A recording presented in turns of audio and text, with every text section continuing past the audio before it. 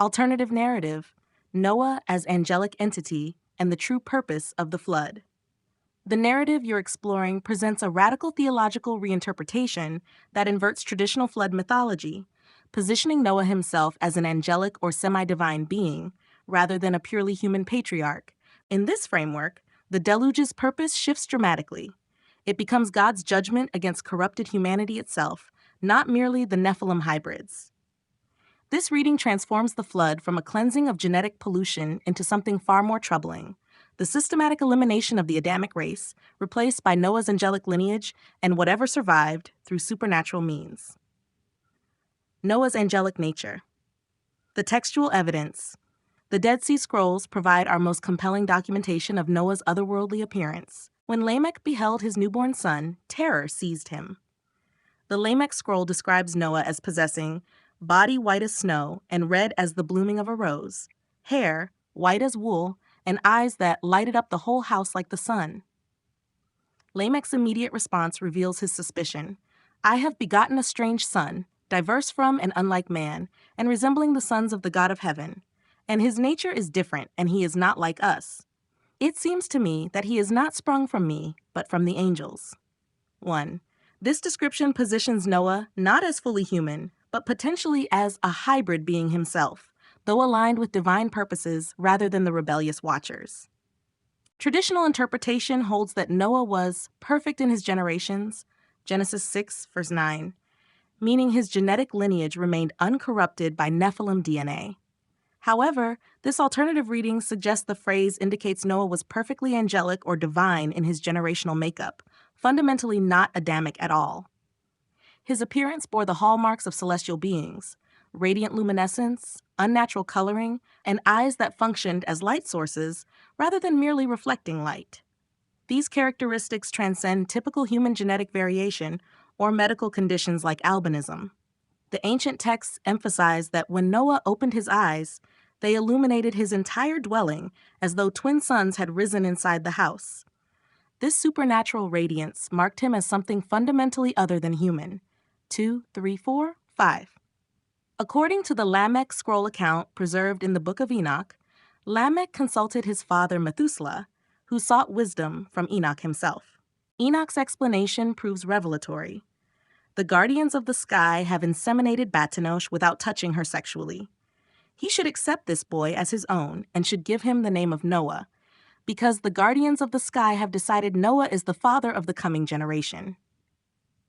This statement implies deliberate divine intervention rather than natural human reproduction, suggesting Noah's conception involved angelic engineering designed to create a being capable of surviving what was to come and establishing a new order. The inverted purpose: eliminating humanity, not just Nephilim. If Noah was angelic in nature, the flood's theological purpose undergoes profound transformation. Traditional interpretation positions the deluge as God's response to Nephilim corruption. The offspring of fallen watchers who mated with human women had polluted the genetic integrity of the Adamic line, necessitating their elimination. But your alternative framework inverts this completely. In this reading, humanity itself had become irredeemably corrupt, not merely from Nephilim interbreeding, but from inherent wickedness that had metastasized throughout the entire Adamic race. Genesis 6:12 states that all flesh had corrupted their way upon the earth, which in traditional interpretation means humanity and Nephilim alike. But in your framework, this suggests the Adamic experiment had failed entirely. God's solution wasn't to preserve the best of humanity. It was to eliminate humanity and replace it with something new, something with angelic administration. Noah becomes not a preserver of the human race, but rather God's angelic agent, tasked with stewarding the animal kingdom through the catastrophe and then establishing a post-human civilization. His divine nature would explain his extraordinary 950-year lifespan and his capacity to accomplish the physically impossible task of constructing the ark and managing its menagerie.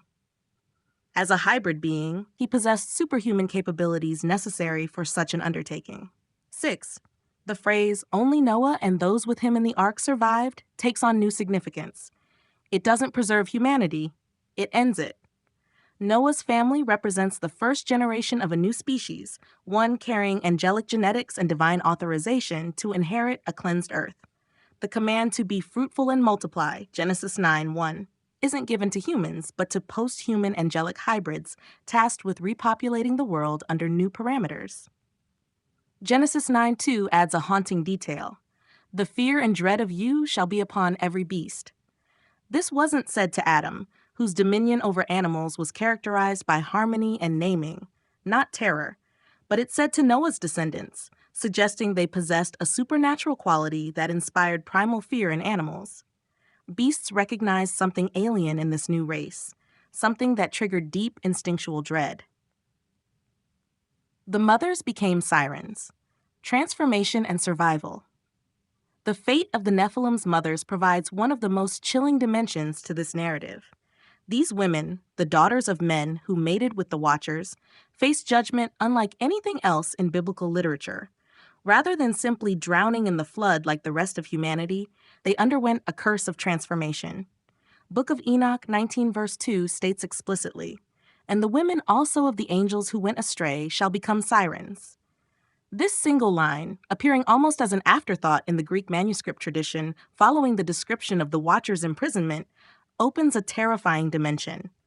These women not only survived the flood, but were condemned to an eternal existence as predatory water spirits. 8. The Greek word used, seirines, connects these cursed women to the mythological beings who lured sailors to their deaths with hypnotic songs. But unlike later Disney-fied mermaids, the ancient sirens were explicitly creatures of death and seduction, described in Homer's Odyssey as lolling there in their meadow, round them heaps of corpses rotting away, rags of skin shriveling on their bones. They were depicted as half-woman, half-bird in earlier accounts, then later as half-woman, half-fish, beings trapped between worlds, neither fully human nor fully spirit. 9:11-12-14, 8. The transformation served as divine punishment, perfectly calibrated to their sin. They had been seduced by angels, yielding to forbidden attraction and bearing monstrous offspring. Their punishment? Eternal existence as seducers themselves, condemned to lure men to destruction through the very beauty and allure that had drawn the Watchers to them. They became agents of death in water, the very element that had destroyed their children and the world they knew. Significantly, water became their domain precisely because they survived the flood. While humanity drowned and the land was purged, these cursed women endured beneath the waves, transformed into amphibious beings capable of existing in the floodwaters that killed everything else. Their survival wasn't mercy, it was the cruelest punishment imaginable. They watched the world drown around them, their hybrid children destroyed, and found themselves eternally bound to the waters that had been their escape and their prison. 15, 9/11.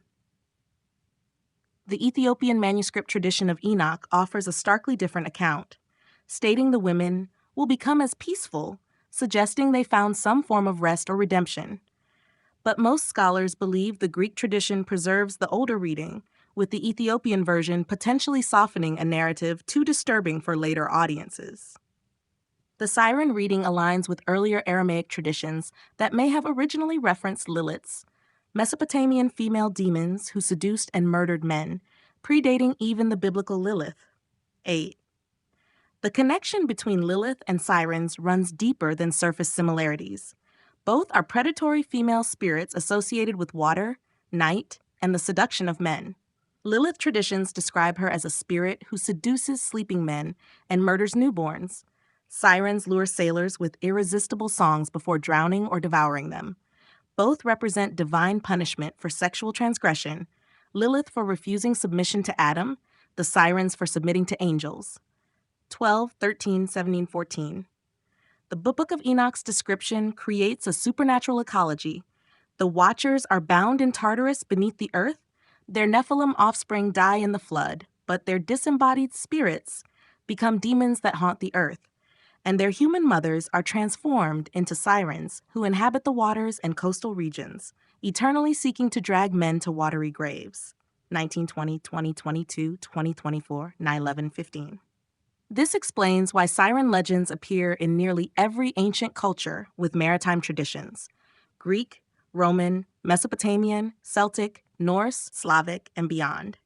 These weren't independent mythological inventions, but rather cultural memories of actual encounters with the transformed women of the Watchers. The Mary Morgan of Breton tradition, the Rusalka of Slavic folklore, the Morgans of Welsh legend, all describe beautiful water-dwelling women who drown men and are associated with flooding. These aren't merely similar myths. They're regional variations describing the same cursed beings encountered across different coastlines and waterways. 13, 17, 25. The sirens' association with floods and water catastrophes in folklore connects directly to their origin in the Great Deluge. They survived the ultimate flood and now command smaller floods as weapons, able to call forth waters to destroy villages and drown those who resist their seduction. Breton legends explicitly blame Mary Morgans for heavy flooding that destroys crops and villages, suggesting these beings retained some measure of the supernatural power they'd gained from their angelic partners. 17. Their curse included eternal youth and beauty, not as a gift, but as the very tool of their damnation. They could never age, never die, never escape the cycle of seduction and murder they were bound to perpetrate. The siren songs, described as supernaturally beautiful and completely irresistible, may represent corrupted echoes of angelic voices, the Watcher's celestial language filtered through human vocal cords and twisted toward destruction. 25. 13. Critically, this transformation allowed Nephilim genetics to persist in a different form. While the sirens were no longer fully human and their giant children had been destroyed, their supernatural nature and potential to interact with post-flood humans meant the possibility of genetic transmission remained. Legends of sirens kidnapping sailors to underwater palaces and marrying them suggest ongoing reproduction, though whether their offspring would manifest gigantism or other Nephilim traits remains ambiguous in the texts. The transformation also ensured that knowledge the Watchers had taught wouldn't be entirely lost. These women had learned forbidden arts, magic, divination, astrology, weaponcraft, directly from their angelic partners. As immortal sirens, they carried this knowledge through the flood and could transmit it to post-flood humanity through their interactions, deadly though most were. This provides an alternative explanation for how occult knowledge resurfaces in post-flood civilizations despite the supposed cleansing of the world. 26. How the Watchers survived. While the Nephilim offspring died and their mothers transformed, the Watchers themselves, being immortal spiritual entities, could not be killed by water. The flood drowned flesh, not spirit. This created a theological problem. What to do with rebellious angels who'd survived the very catastrophe meant to cleanse the earth? The answer came in the form of imprisonment rather than destruction. 2 Peter 2 verse 4 describes God casting these angels into pits of darkness, or Tartarus, a term borrowed from Greek mythology referring to the deepest abyss beneath Hades. Jude 6 describes them kept in eternal bonds under darkness for the judgment of the great day. 1 Peter 3:19 refers to spirits in prison, to whom Christ later proclaimed judgment. 20, 21, 27, 20, 24. The timing of this imprisonment is crucial to your narrative. If the Watchers were bound during or immediately after the flood, then they survived the deluge itself, only facing imprisonment once the waters receded. This explains the seemingly contradictory accounts. The flood killed the flesh and blood Nephilim and most humans, but the Watchers endured and walked the post-flood earth briefly before divine forces rounded them up and bound them beneath the earth. Book of Enoch. Book of Enoch describes the Watchers' prison in vivid detail, draping them around with great Tartarus under the base of the earth, bound with unbreakable bonds, in a place of terrible, raging, undying fire. Yet even this imprisonment wasn't complete or immediate.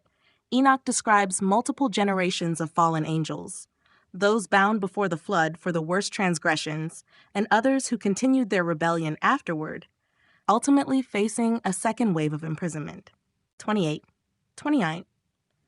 This staged binding explains how giants reappeared after the flood.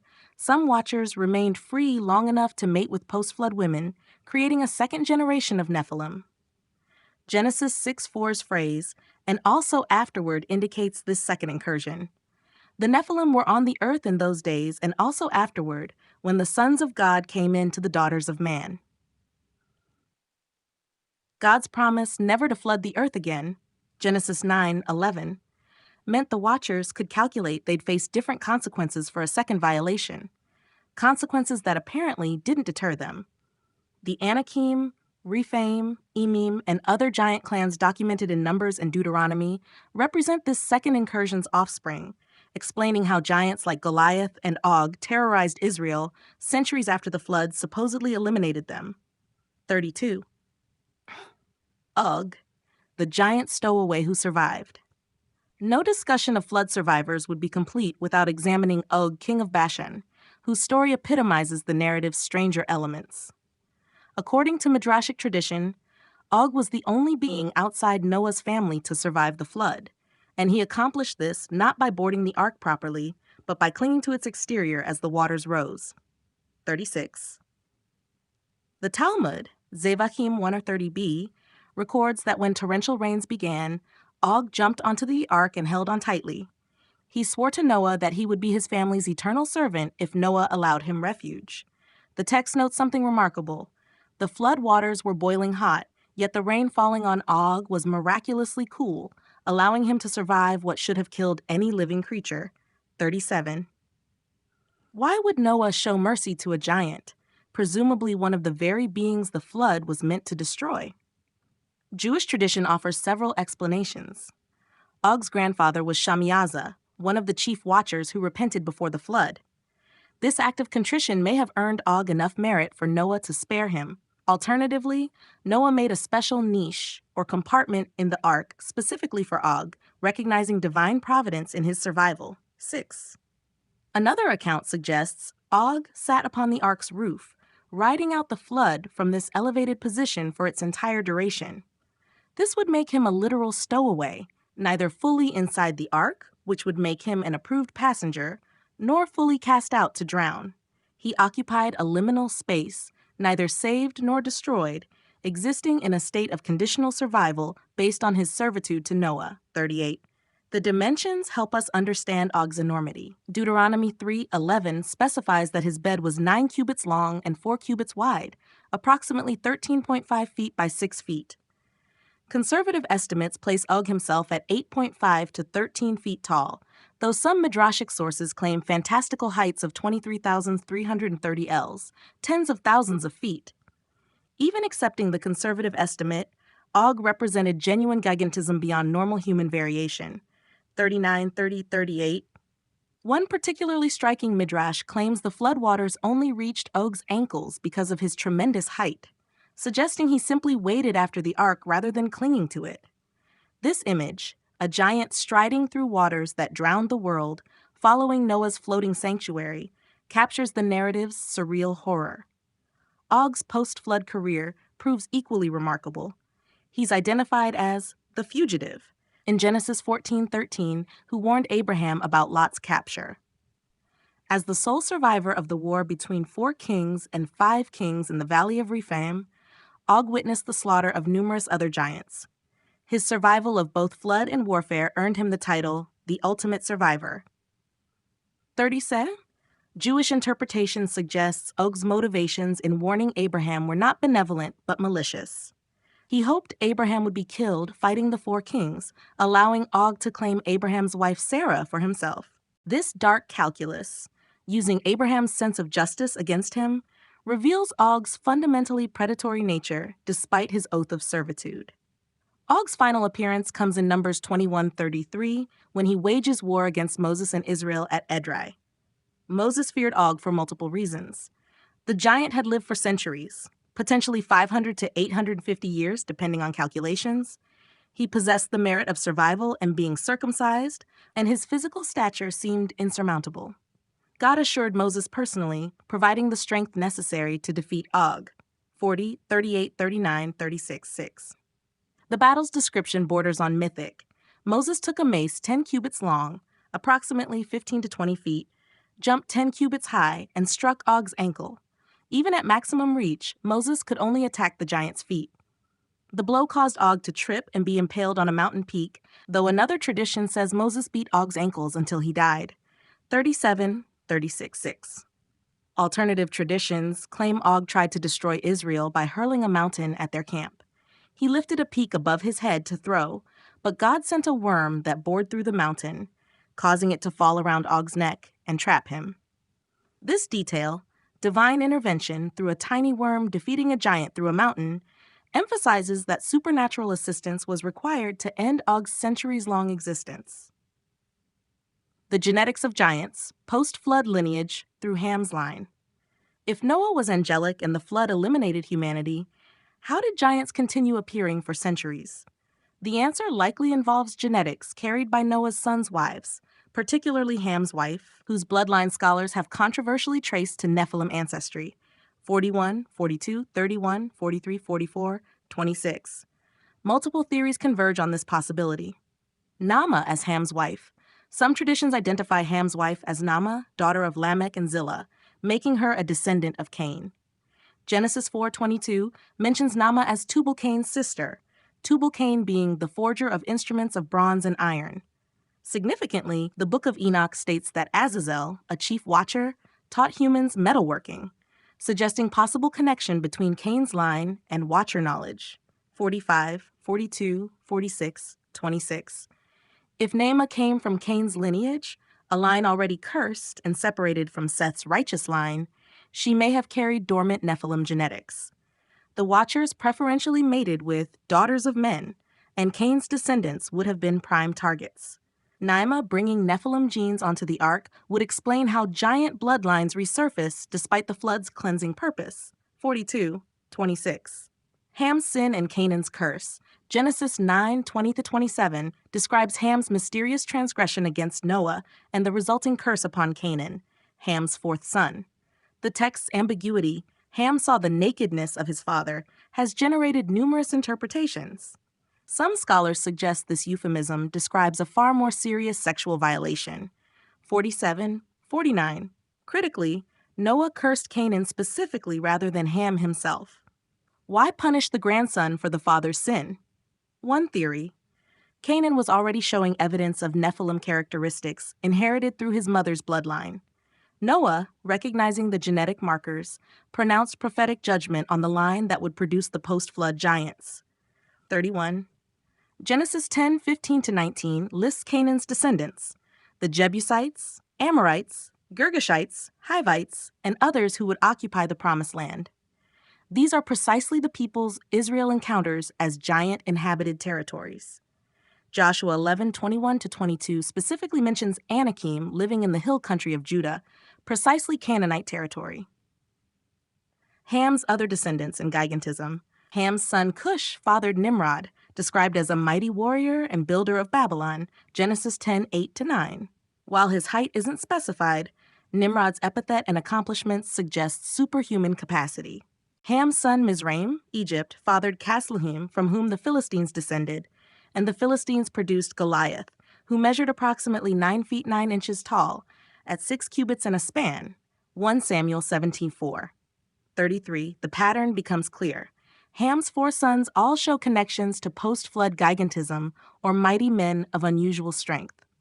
This concentration of giant-producing lineages through one man's descendants strongly suggests Ham's wife carried Nephilim genetics that manifested variably in her children and grandchildren. 26:41.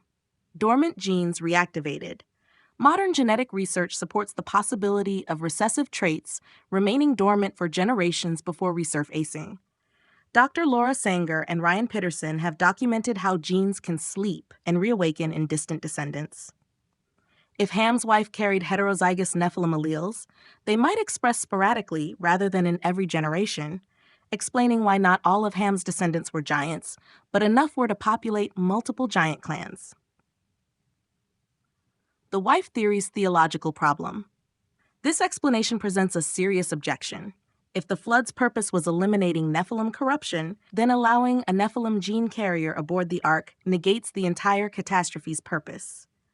The flood accomplished nothing if the very genetics it sought to purge rode safely above the waters. Unless, of course, the flood's purpose wasn't eliminating Nephilim genetics at all. If Noah himself was angelic and the flood targeted corrupted humanity, then Ham's wife carrying Nephilim genes fits the narrative perfectly. The flood didn't fail. It succeeded in replacing Adamic humans with a new hybrid population, mixing angelic through Noah, Nephilim through Ham's wife, and residual human elements in varying proportions. The Anakim, Rephaim, and other giant nations. Post-flood giant clans provide extensive documentation of how Nephilim bloodlines persisted. The Anakim, children of Anak, were explicitly connected to pre-flood Nephilim in Numbers 13:33. We even saw the Nephilim there. The descendants of Anak come from the Nephilim. This isn't metaphorical language or exaggeration by frightened spies. The text presents it as editorial commentary linking Anak's lineage directly to the Nephilim of Genesis 6. The Anakim inhabited Canaan's hill country, Hebron, Debir, Anab, and were so formidable that an entire generation of Israelites refused to enter the Promised Land rather than face them. Deuteronomy 9 verse 2 describes them, a people great and tall, the sons of the Anakim, whom you know, and of whom you have heard it said, who can stand before the sons of Anak? Their reputation inspired existential terror in Israel. These weren't merely tall people, but beings whose stature and strength seemed superhuman and insurmountable. Joshua 11, verse 21 to 22 records their eventual fate. Joshua cut off the Anakim from the hill country. He left none remaining. Only in Gaza, in Gath, and in Ashdod did some remain. Critically, these three cities were Philistine territory, explaining why the Philistines later fielded Goliath of Gath, likely an Anakim descendant. David's battle with Goliath becomes, in this reading, the continuation of Israel's ancient war against Nephilim bloodlines. The Rephaim represented another giant clan, described as aboriginal inhabitants predating even the Canaanites. Deuteronomy 2, 10-11 notes the Moabites called them Emim, a people great and many, and tall as the Anakim. The Ammonites called them Zamzumim, a people great and many, and tall as the Anakim. 39.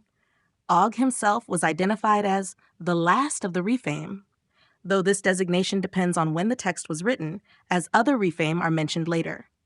His survival of the flood directly connects the pre-flood giants to post-flood giant clans, providing a genetic and genealogical bridge across the catastrophe. Synthesis, a world never cleansed. This alternative narrative creates a disturbing cosmology. The flood failed to accomplish its stated purpose, or alternatively, its true purpose was far darker than traditionally understood. Rather than eliminating corruption, it replaced one corrupted system with another. Noah, the angelic agent, establishes a post-human civilization where his descendants carry divine genetics. The Nephilim mothers, transformed into sirens, survive in the waters as eternal predators, carrying forbidden knowledge. The Watchers, though eventually imprisoned, remain active long enough to seed a second generation of giants. Ham's wife smuggles Nephilim genetics onto the ark itself, ensuring the very bloodline meant to be purged persists through God's chosen family. And towering over it all, Og the giant, who by oath and merit survives outside the ark entirely, representing the old world's direct continuity into the new. His 500-plus year lifespan means he personally connects the pre-flood age with Moses' era, carrying memories and knowledge across the catastrophe that allegedly erased everything. The traditional view maintains Noah preserved pure Adamic humanity through faith and righteousness. Your alternative reading suggests the flood ended the Adamic age entirely, beginning something fundamentally different, an epoch where angelic human Nephilim dynamics remained perpetually in play, explaining persistent giant clans, ongoing demonic activity, and the continued influence of imprisoned but not destroyed spiritual entities throughout biblical history. 1. The sirens sing their deadly songs from coastal waters. The giants stride through Canaan's valleys. The Watchers strain against their bonds beneath the earth. And Noah's descendants, whatever they truly are, inherit a world that was never successfully cleansed, only transformed into something stranger and more complex than what came before.